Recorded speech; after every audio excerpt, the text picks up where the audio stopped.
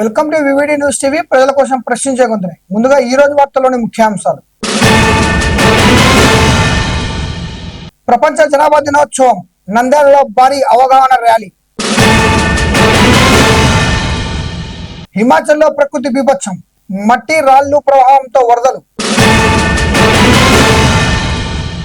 రాష్ట్ర వ్యాప్తంగా అంగన్వాడీల ఆందోళన, నంద్యాలలో భారీ ర్యాలీ. మళ్లీ మొదలైన యూరియా కష్టాలు, రామాయంపేటలో రైతుల ఆందోళన. ఈగల మధ్య రుమాలి రోటీ, గచ్చిబౌలి రెస్టారెంట్ సీజ్. నిర్మాణంలోనే కూలిన ఫ్లైఓవర్, నిర్మాణ నాణ్యతపై అనుమానాలు. మత్స్యకారుడు చిన్నను ఫోన్లో పరామర్శించిన జగన్. డెల్టా ఎక్స్సీఓతో లోకేష్ భేటీ, ఏపీలో పెట్టుబడులకు ఆహ్వానం. నంద్యాల రైతుకు సీఎం హామీ అమలు, 2074 ఎకరాల భూములకు విముక్తి. గోగవరంలో ఎల్జీ హసీనా ఎంటర్ప్రైజెస్ షోరూం ప్రారంభం. పట్టిసీమలో 24 మోటార్ల ఆన్, గోదావరి జిల్లాల ఎత్తిపోతలు ప్రారంభం. గోగవరం ప్రభుత్వ ఆసుపత్రిలో అన్నదాన సేవ, 100 మందికి భోజనం. ఎస్సీ కాలనీలో ఎమ్మెల్యే అఖిలప్రియ పర్యటన, సమస్యల పరిష్కారానికి హామీ. ప్రపంచ జనాభా దినోత్సవాన్ని పురస్కరించుకుని నంద్యాల జిల్లా వైద్య ఆరోగ్య శాఖ ఆధ్వర్యంలో శుక్రవారం భారీ అవగాహన ర్యాలీ నిర్వహించారు.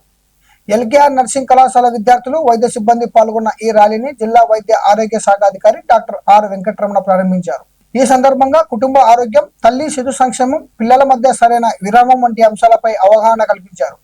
ఈ కార్యక్రమంలో వైద్యులు, నర్సింగ్ విద్యార్థులు, వైద్య సిబ్బంది, ఆరోగ్య శాఖ అధికారులు పాల్గొన్నారు. యువశక్తిని పెంచుదాం, పిల్లలే దేశానికి, ఒక్కరు వద్దు. యువశక్తిని పెంచుదాం,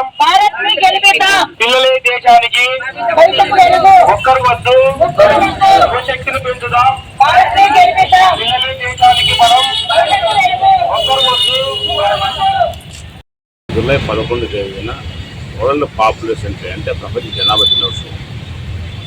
సో ఈ జనాభా అనేది విస్ఫోటనమయ్యి ఎక్కువ జనాభా పెరగడం వల్ల అనర్థాలు వస్తాయి. తద్వారా ప్రజలకు మెరుగైన జీవన ప్రమాణాలు ఉండవు, అలాగే అన్ని మెరుగైన వసతులు ఉండవు అనే ఉద్దేశంతో ఈ జూలై 11న జనాభా తగ్గించడానికి, జనాభాను అదుపులో ఉంచడానికి ఈ కార్యక్రమాన్ని ప్రజల్లో అవగాహన పెంచడానికి ఈ కార్యక్రమం ఏర్పాటు చేశారు. అయితే ప్రస్తుత పరిస్థితులలో మన గౌరవ ముఖ్యమంత్రి వర్యులు నారా చంద్రబాబు నాయుడు గారు పిల్లలను, అంటే సిఎఫ్ టోటల్ రేటు దాదాపుగా మన 1.8 ఉంది. అంటే ఒక ఇంట్లో చూసుకుంటే ఒకరు లేక ఇద్దరు మాత్రమే ఉన్నారు, ఇంకా ఒకరే ఉండే కుటుంబాలు ఎక్కువ ఉన్నాయి.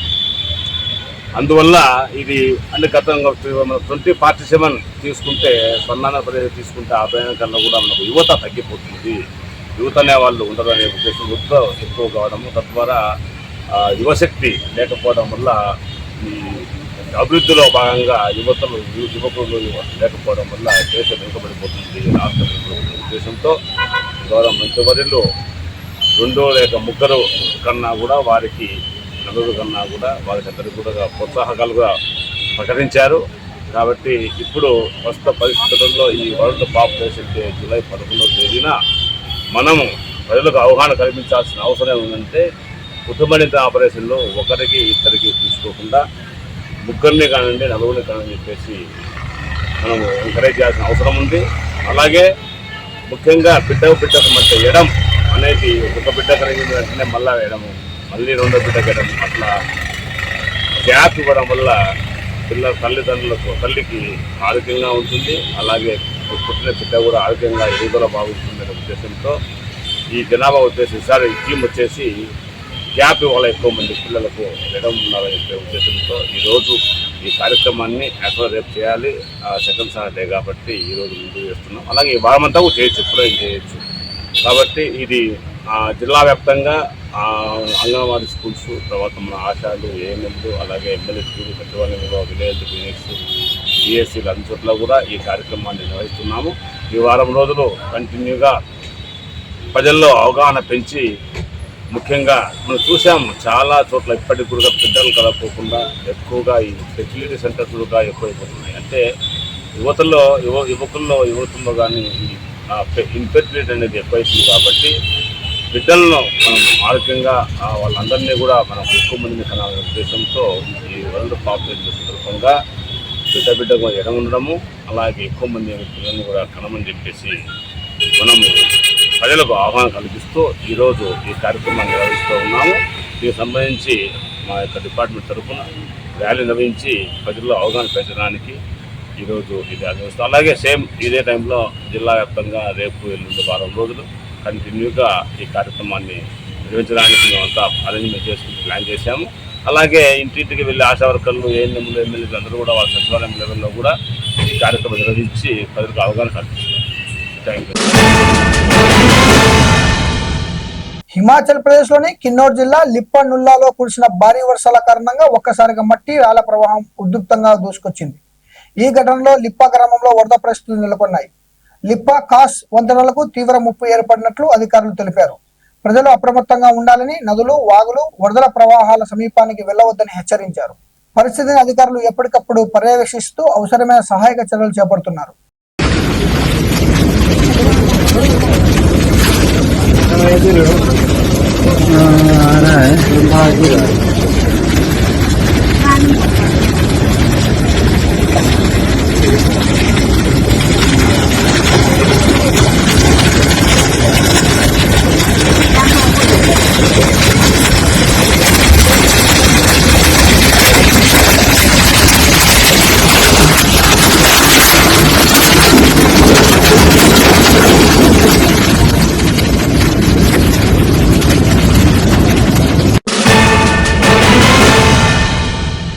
రాష్ట్ర పిలుపు మేరకు నంద్యాలలో అంగన్వాడీ కార్యకర్తలు, సహాయకులు కలెక్టర్ ముట్టడి కార్యక్రమం నిర్వహించారు.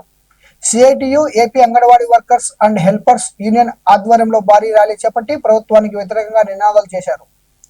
ఎన్నికల హామీలను వెంటనే అమలు చేయాలని, ఉద్యోగ భద్రత కల్పించడంతో పాటు సమాన పనికి సమాన వేతనంగా 26,000 గౌరవ వేతనం ఇవ్వాలని డిమాండ్ చేశారు. అధిక యాప్ల వల్ల పని భారం పెరిగిందని, వాటిని తొలగించాలని కోరుతూ కలెక్టర్ ఎదుట బైఠాయించి నిరసన వ్యక్తం చేశారు. కనీస వేతనం 26,000, కనీస వేతనం 26,000, కనీస వేతనం 26,000, కనీస వేతనం 26,000, కనీస వేతనం 26,000. జిందాబాద్ జిందాబాద్.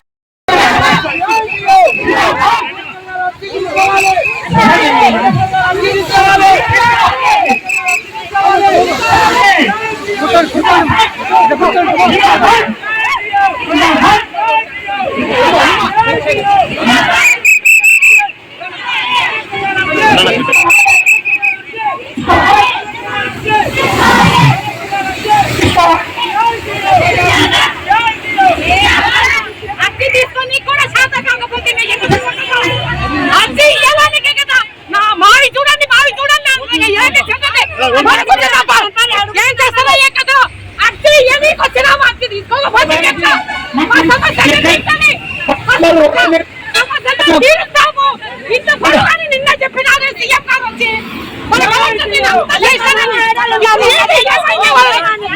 తీసుకోలేక చేత కాదా మరి. తెలియలేదా ఆడవాళ్ళు అనేది కూడా లేకుండా కలెక్టర్ అంటారు. ఏంటి సేవ చేసేది? ఇదేనా మీరు చేసేది?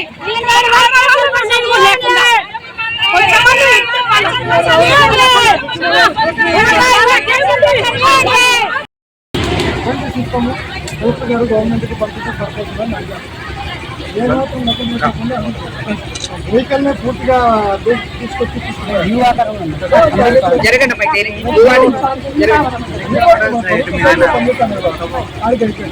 కలెక్టర్ గారు పోయినారు. కలెక్టర్ గారు వెహికల్తో పాటు మన సిఐ గారు గౌరవ ఉన్నాయన మహిళలు ఏం మాట్లాడుతున్నారు? ఈరోజు ఆల్ ఇండియా పిలుపు మేరకు రాష్ట్రాల నుండి, జిల్లాల నుండి మరి కోరికల దినము, డిమాండ్స్ డే, మా కోరికలు మరి జూలై 10వ తేదీన మరి నిర్వర్తిస్తున్నాము. ఈరోజు ఐసిడిఎస్ పుట్టి 50 సంవత్సరాలు అవుతున్నాయి. 50 సంవత్సరాల నుంచి కనీస వేతనము ఒక కుటుంబం గడపడానికి కనీస వేతనం 26,000 అనేసి అడుగుతున్నాం. మరి 26,000 ఇవ్వటం కాకుండా పని భారం పెంచుతూ రకరకాల యాపులు పెంచుతూ ఉంటుంది ఈ కేంద్ర రాష్ట్ర ప్రభుత్వం. కేంద్ర ప్రభుత్వం 2014లో జీతాలు పెంచింది, ఇంతవరకు కూడా పెంచలేదు. పెంచుతానని వెళ్ళినప్పుడల్లా, ఢిల్లీకి వెళ్ళినప్పుడల్లా ఎక్కడికో వెళ్ళిపోతున్నాడు మోడీ గారు. ఆయన 12 సంవత్సరాలు అవుతుంది ఇప్పుడు ప్రభుత్వం నడుస్తూ. మరి రాష్ట్ర ప్రభుత్వము 2019లో పెంచింది జీతం, ఇంతవరకు లేదు. ఇప్పుడు వచ్చిన కూటమి ప్రభుత్వము 2 సంవత్సరాలు వెళ్ళి 3వ సంవత్సరం కూడా నడుస్తుంది. ఆ రోజు 42 రోజులు సమ్మె కాలంలో మరి సెంట్రల్ దగ్గరకు వచ్చి మా ప్రభుత్వం వస్తే మీకు జీతాలు పెంచుతాము అన్న ప్రభుత్వము ఇప్పుడు ఏమైంది అనేసి కూడా మేము నిలదీసి అడుగుతున్నాం. మరి 2 సంవత్సరాలు అవుతుంది, మరి ఇంతవరకు మన కనీస వేతనం ఇవ్వాలి, సిఎఫ్ ఈఎస్ఐ సౌకర్యం కల్పించాలి, పని భారం తగ్గించాలి, యాపులన్నీ కూడా ఒకే యాపుగా గుర్తించాలి. అదే విధంగా రేషన్ షాపులో నుంచి మేము రేషన్ తెచ్చుకోవడానికి 200, 150, 100 రూపాయలు అవుతుంది. కానీ ప్రభుత్వమే మా సెంటర్ల దగ్గరికి ఇవ్వాలనేసి కూడా కోరుకుంటున్నాము. అదే విధంగా సంక్షేమ పథకాలు కూడా ఇవ్వాలని కోరుకుంటూ AP anganwadi workers and helpers union జిల్లా అధ్యక్షురాలు జి శేభారాణి. మెదక్ జిల్లా రామాయంపేటలో యూరియా కోసం రైతులు పెద్ద సంఖ్యలో ఎరువుల విక్రయ కేంద్రాలకు చేరుకుని గంటల తరబడి వేచి చూశారు. భారీ సంఖ్యలో రైతులు ఎరువుల విక్రయ కేంద్రాలకు చేరుకోవడంతో రద్దీ నెలకొంది. పరిస్థితిని అదుపులో ఉంచేందుకు పోలీసు బందోబస్తు మధ్య అధికారులు యూరియా పంపిణీ చేపట్టారు. అవసరమైనంత యూరియా అందుబాటులో ఉంచాలని రైతులు ప్రభుత్వాన్ని కోరుతున్నారు.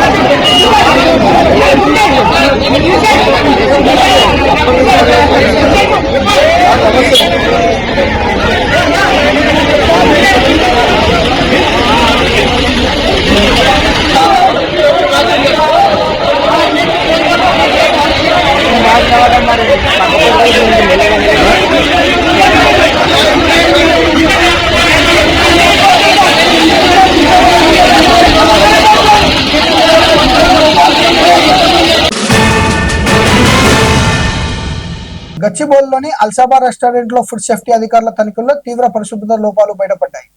ఈగల మధ్య రుమాలి రోడ్డులు తయారు చేయడం, మాంసాన్ని సరిగా నిల్వ చేయకపోవడం సహా పలు ఉల్లంఘనలు గుర్తించిన అధికారులు FSSAI లైసెన్స్ సస్పెన్షన్ కు చర్యలు ప్రారంభించి లోపాలు సరిచేసే వరకు రెస్టారెంట్ ను మూసివేయాలని ఆదేశించారు.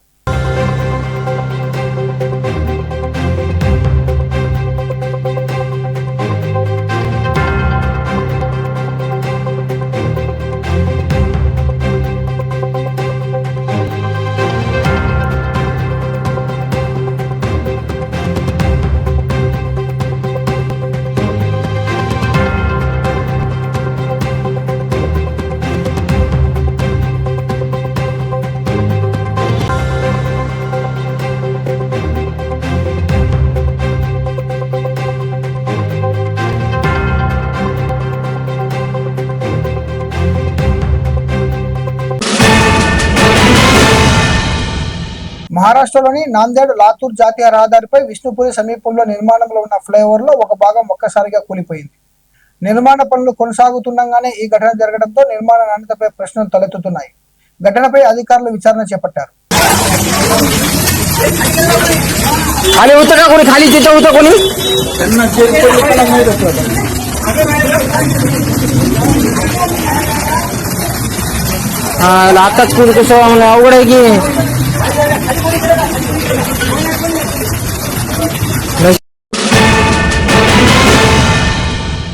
సముద్ర ప్రమాదంలో ప్రాణాలతో బయటపడిన మత్స్యకారుడు చిన్నాను మాజీ ముఖ్యమంత్రి వైఎస్ జగన్మోహన్ రెడ్డి ఫోన్లో పరామర్శించారు.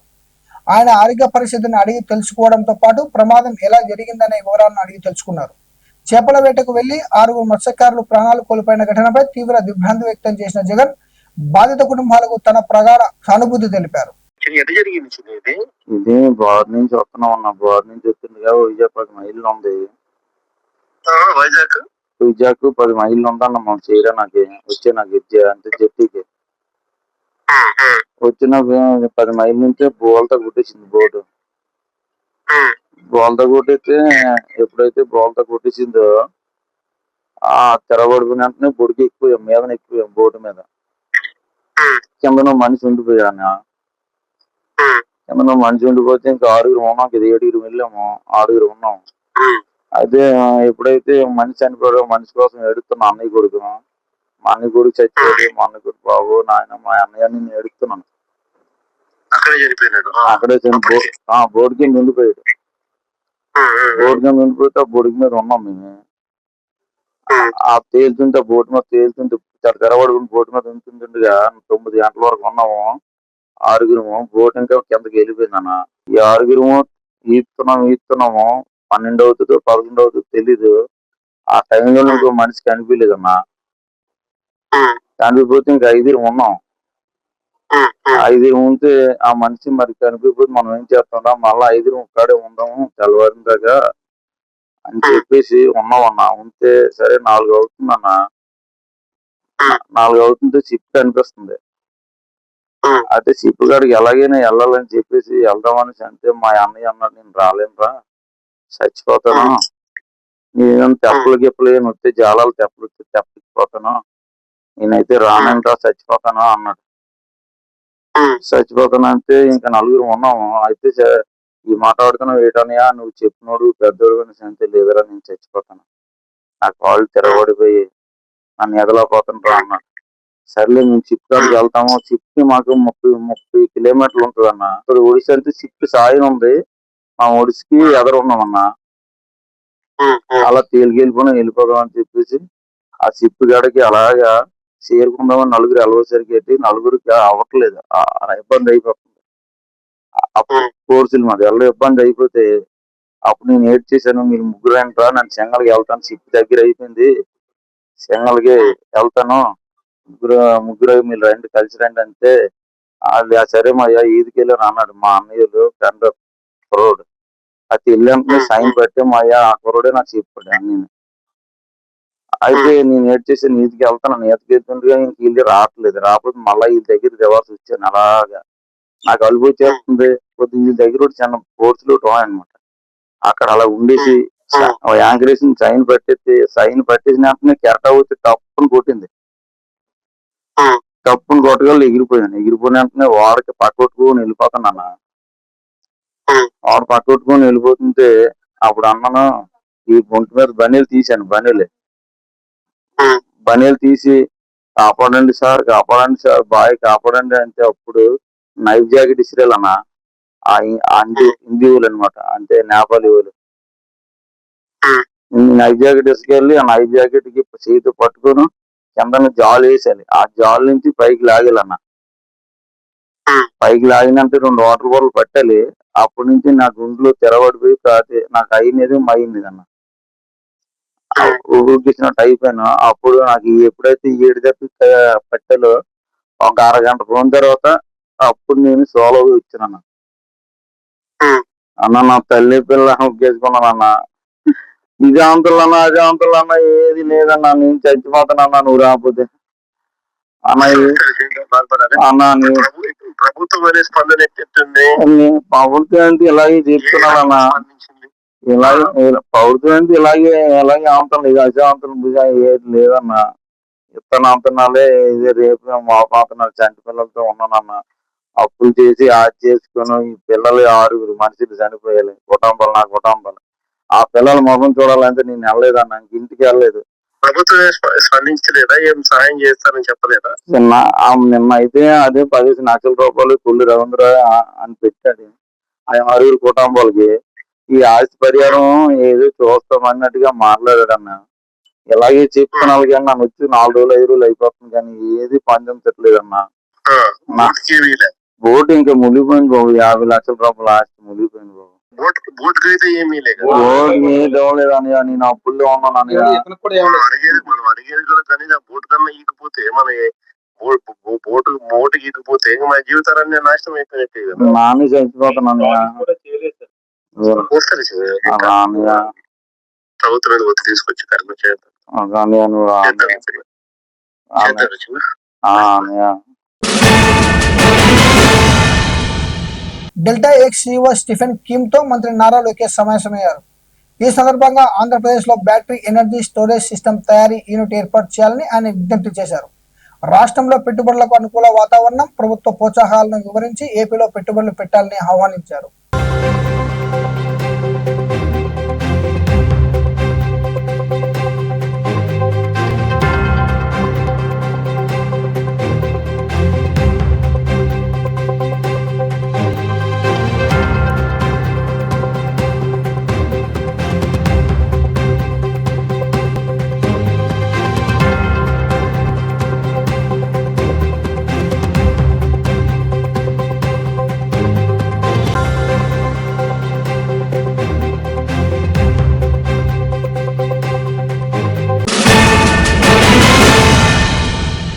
నంద్యాల జిల్లా బేతంచెర్ల మండలం గుట్టేపల్లి గ్రామ రైతుల దశాబ్దాలుగా ఎదుర్కొన్న భూ సమస్యలకు పరిష్కారం లభించింది. ముఖ్యమంత్రి చంద్రబాబు నాయుడు చొరవతో 897 మంది రైతులకు చెందిన 2074 ఎకరాల భూములను నిషేధిత 22A జాబితా నుంచి తొలగించారు. బనగానపల్లె తహసీల్దార్ కార్యాలయంలో అధికారుల సమక్షంలో ప్రక్రియ పూర్తి చేసి రైతులకు విముక్తి పత్రాలు అందజేశారు. మా పెద్ద రాష్ట్ర 70 సంవత్సరాలు అంటే అమ్మమ్మ నేను కూడా 1 కోట్ల గెలిచిన సార్. రిజిస్టర్ చేద్దామంటే రిజిస్టర్ కాదు సార్. ఈ ఊళ్ళో మందంతా నానాక తిప్పలు పడుతుందా సార్ అప్పులు చేసి. మీకంతా ఇప్పుడు ఏమైందంటే ఇలాంటి సమస్యలు చాలా సమస్యలు జటిలమైపోయినాయి. ఇప్పుడు ఇది ఒక గుంటపల్లి ఒక ఎగ్జాంపుల్. ఇది మీ భూమిని వర్క్ బోర్డులో పెట్టేసి 2054 ఎకరాలు ఇప్పుడు ఒక బ్యాచ్, ఇది ఇంకొక 600 ఎకరాలు ఉంది. ఈ 2669 ఎకరాలు వర్క్ బోర్డులో పెట్టిన దానివల్ల 897 మంది రైతులు ఇబ్బంది పడ్డారు. మీ రెవెన్యూ విలేజ్ అంతా కలిసి. అందులో ఈరోజు 759 ఆ ప్రాంతంలో ఈరోజు 2054 ఎకరాలు రిలీజ్ చేస్తున్నాం. మిగిలిన కలెక్టర్ గారు చెప్పింది రికమెండ్ చేశాం. అది కూడా వస్తానే మేము ఇది చేసాం, వర్క్ బోర్డు పంపించాం. వాళ్ళు చేసిన తర్వాత మళ్ళీ మనకు వస్తుంది, వస్తానే అవి కూడా క్లియర్ చేస్తారు. ఇలాంటి సమస్యలు రాష్ట్రంలో చాలా క్రియేట్ అయినాయి, సృష్టించబడ్డాయి. కొన్ని వారసత్వంగా వచ్చినట్టు కొన్ని ఉన్నాయి. మేము మొన్న సెట్టిపల్లి ఒకటి వచ్చింది, ఇంకొక పక్కన కుప్పంలో కంగుంది ఒకటి వచ్చింది, వట్టి చెరుకూరు ఒకటి వచ్చింది, ఇప్పుడు గుంటపల్లి.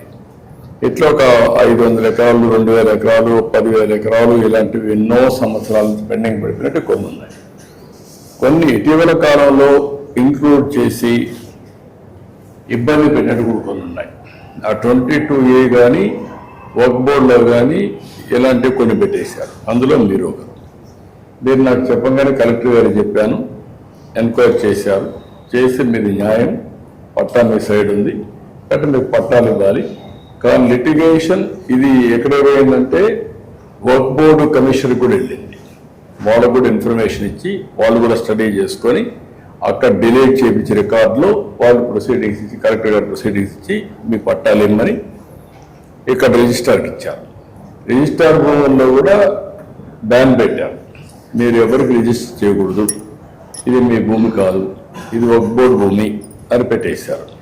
ఇప్పుడు కలెక్టర్ ప్రొసీడింగ్స్ ఇచ్చిన తర్వాత రిజిస్టర్ దాంట్లో నుంచి డిలీట్ చేస్తున్నారు. ఇప్పటి నుంచి ఫ్రీ, మీరు ఎట్లా కావాలంటే అట్లా అమ్ముకోవచ్చు మీ సొంత భూమి. ఇంకా మీకు మామూలుగా లావాదేవీలు కానీ ఏం కావాలో చేసుకొని మీ ఆధీనంలోకి ఆ భూమిని తెచ్చాం. ఇలాంటి మేము మా ఊరికి జీవితమంతా ప్రజలంతా మా ఊరు నాకు కూడా, ఎందుకంటే సమస్యలు పరిష్కారం చేసుకుంటూ చుక్కుమల్లి ఇప్పుకుంటూ అన్ని సమస్యలు పరిష్కారం చేస్తున్నాం ప్రొసీజర్ ప్రకారం.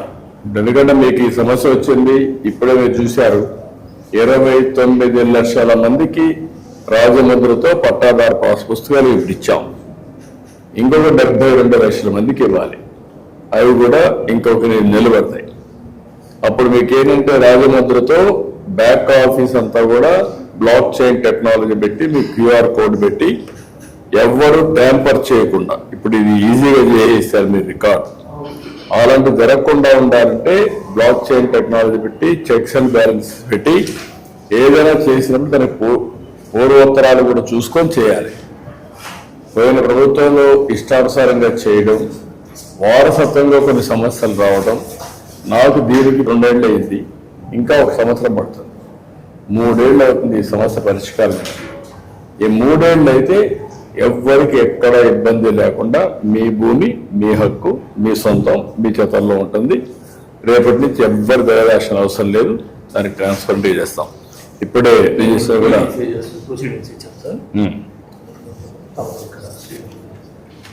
చేసేయండి. సార్ 5 మంది పిల్లలు, 4 పిల్లలు గెలిచినాను.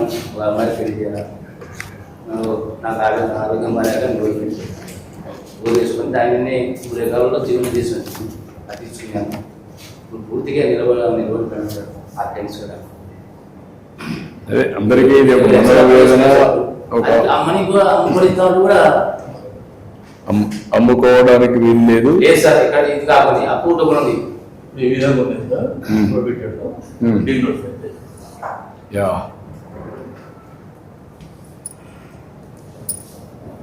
మంచి అవకాశం ఇచ్చారు.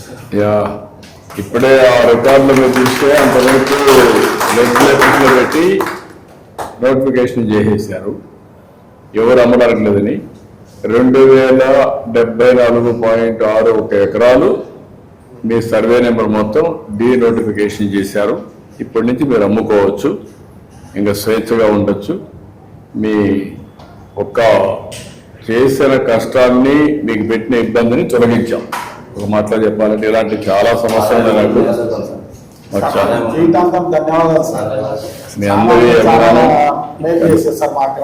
మీ అందరి ఆశీస్సులతో ఇలాంటి సమస్యల్ని పరిష్కారం చేసి మీరు, మీ కుటుంబం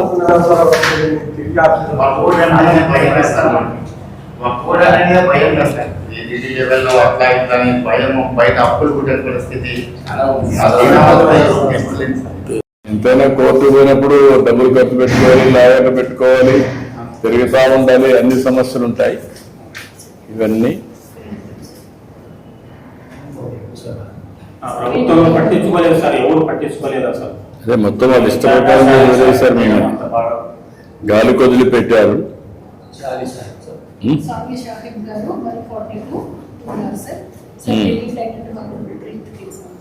ఓకే, వీళ్ళకు ఎవరికి ఇది ఎవరిది? నువ్వేనా? రా, థ్యాంక్యూమా. ఇది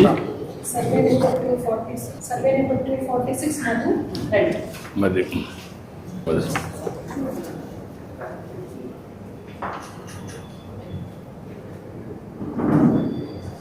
ఈరోజు దీని మీద మా పేరు తీసుకున్నందుకు గర్వంగా ఉంది సార్.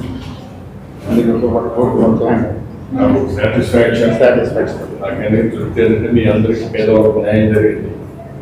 చాలా ఇబ్బందులు కూడా పరిష్కారం.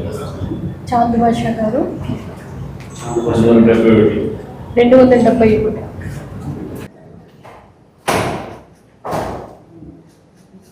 107 జయరాములు గారు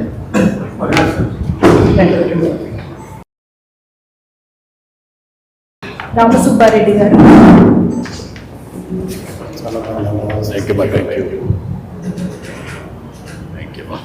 565 లక్ష్మి అమ్మారెడ్డి.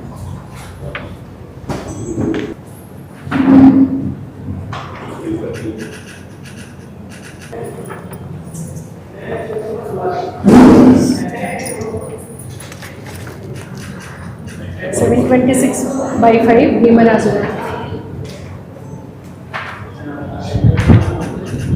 783 పుల్లయ్య.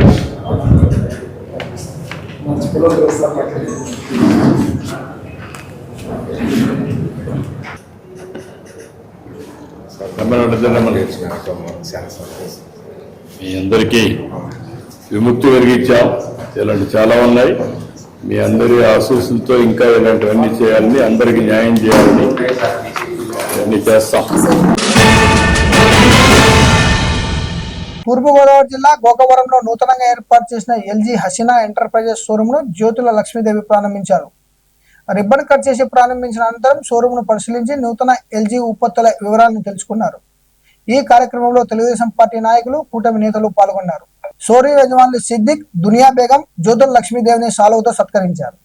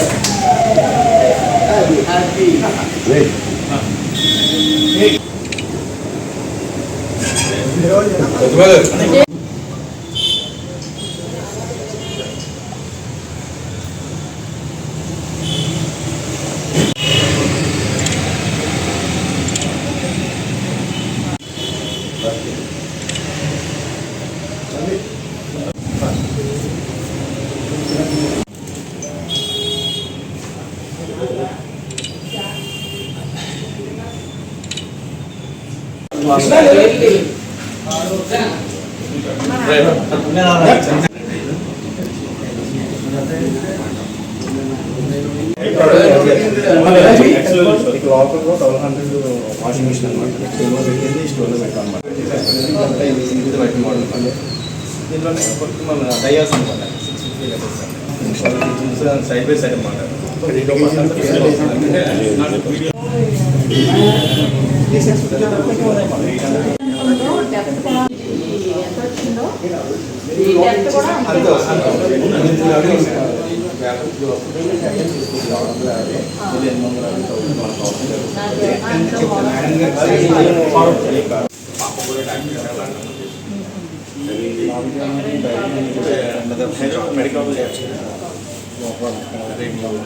ఆగస్ట్ 25 మ్యారేజ్ అని చెప్పి 2 లక్షల షాప్లో ఓపెన్ చేస్తాం.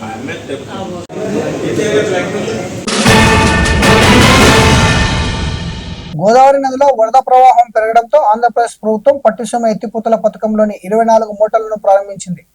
గోదావరి జలాలను ఎత్తిపోస్తూ సాగు, తాగునీటి అవసరాలకు వినియోగించే చర్యలు చేపట్టింది.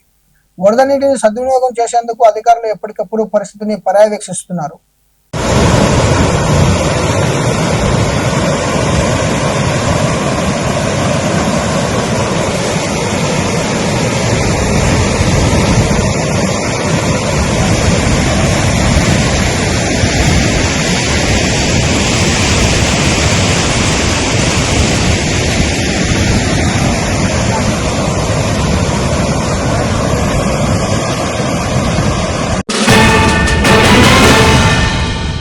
తూర్పుగోదావరి జిల్లా గోకవరం ప్రభుత్వ ఆసుపత్రిలో స్వర్గీయ బేత మోహన్ రావు జ్ఞాపకార్థం ఆయన అల్లుడు వేటూరు సతీష్ ఆధ్వర్యంలో అన్నదాన కార్యక్రమం నిర్వహించారు.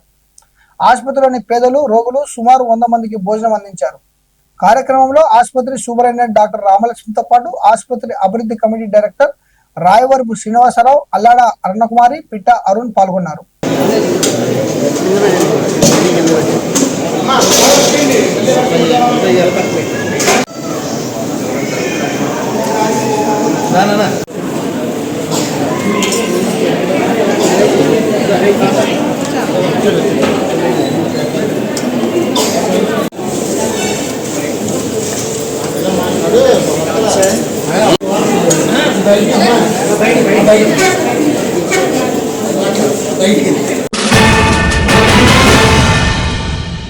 నంద్యాల జిల్లా ఆర్లగడ్డ మండలం పెద్ద చింతకుంట ఎస్సీ కాలనీలో ఎమ్మెల్యే భూమా అఖిలప్రియ విస్తృతంగా పర్యటించారు.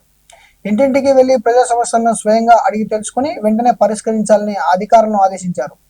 శ్మశానానికి వెళ్లేందుకు దారి లేదని స్థానికులు వినతి పత్రం అందించగా ఆ సమస్యను త్వరలోనే పరిష్కరిస్తారని ఎమ్మెల్యే హామీ ఇచ్చారు.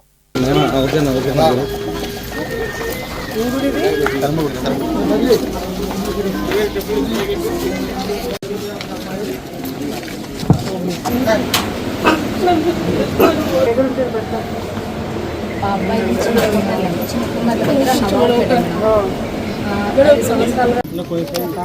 హాస్పిటల్ హాస్పిటల్ మేడం అట్లంటే ఇట్లా చేసినారు పెన్షన్ పెట్టియాల మాటలు రాదు నేను పెన్షన్ పెట్టిస్తాను బాడీ రావంటాను రావంటాను నచ్చినట్టు తెచ్చాను చూపించుకుంటున్నారా చూపిస్తాను మేడం చూపించండి చిన్న నాలుగు కూడా 2 చిలుకలు ఉంది లోపల నేను పెన్షన్ మేము పెట్టిస్తాను అమ్మాయికి అప్పుడు చెప్పండి విమల ఫోన్ నెంబర్ ఇవ్వండి మళ్ళీ అమ్మాయి ఫోన్ చేసి అన్ని డీటెయిల్స్ తీసుకొని పెట్టిద్దాం ఖమ్మం కూడా లేదు మేడం అలా ఉండేది పికప్ అయ్యారు మేడం మొత్తం ఊళ్ళో సంవత్సరానికి 5-6 ఉన్నాయి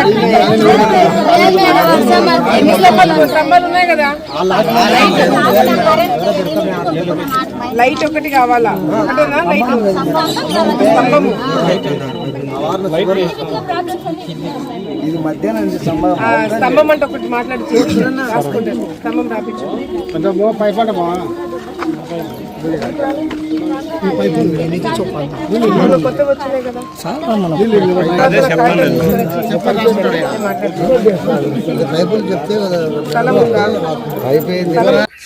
ఈరోజు మన భూమా మన ధీమా కార్యక్రమం ద్వారా ఈ చింతకుంట్ల గ్రామంకి ఇక్కడికి ఎస్సీ కాలనీకి రావడం జరిగింది. మరి చింతకుంట్ల ఎస్సీ కాలనీ అంటే ఇక్కడికి రాగానే నాకు తెలిసి ప్రతి ఒక్కరూ వాళ్ళ నన్ను స్వాగతించే తీరు గాని వాళ్ళ ముఖాల్లో ఆ తెలియని ఒక ఆప్యాయత గాని చూస్తుంటే నిజంగా అంటే నాకు చాలా సంతోషంగా ఉంది.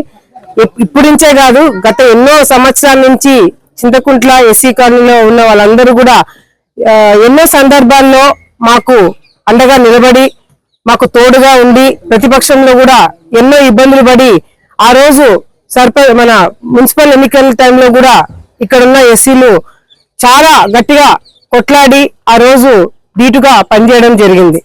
ఈ రోజు వాళ్ళందరికీ కూడా నేను ఒకటే మాటిస్తున్నాను, మా ప్రభుత్వము మన ప్రభుత్వము వచ్చిన తర్వాత ఈ రోజు ఎన్నో అభివృద్ధి కార్యక్రమాలు మనం చేస్తున్నాము.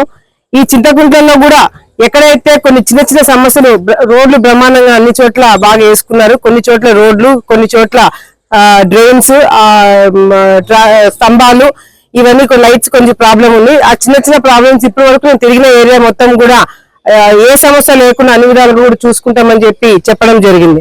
అంతేకాకుండా ఎంతో ఇబ్బందులు పడిన కార్యకర్తలు కావచ్చు, భూమా కుటుంబానికి ఎన్నో సంవత్సరాల నుంచి అండగా ఉన్న వాళ్ళందరూ కూడా చాలా మందికి ఇల్లు లేక అద్దెకి ఇంట్లో ఉంటూ అదేవిధంగా స్థలాలు లేక చాలా ఇబ్బందులు పడుతున్న కళ్ళారా చూపించడం జరిగింది. వాళ్ళందరూ కూడా స్థలాలు ఇల్లు ఇప్పించి వాళ్ళందరూ కూడా సొంత ఇంటి కళ నెరవేరుస్తామని వాళ్ళందరూ కూడా కార్యకర్తలకు నేను మాట ఇవ్వడం జరిగింది. తప్పకుండా ఈ కార్యక్రమం ద్వారా నేను తిరిగిన ఏరియా మొత్తం కూడా ఎక్కడెక్కడ నా నోటీస్ కి ప్రాబ్లమ్స్ వచ్చినాయో ఆ ప్రాబ్లమ్స్ అన్ని కూడా వెంటనే తీరుస్తామని చెప్పి సందర్భంగా తెలియజేసుకుంటున్నాం. ఈ కార్యక్రమము ఇది 4వ రోజు. దాదాపుగా మనము ఈ తిరిగిన చోట్ల అన్ని చోట్ల కూడా 70% మనము కాలువలు గాని రోడ్లు గాని చిన్న చిన్న సమస్యలు మనం తీర్చగలిగినవన్నీ కూడా ఈ వారం 10 రోజులు ఆ చిన్న చిన్న సమస్యలన్నీ కూడా తీర్చడం జరిగింది.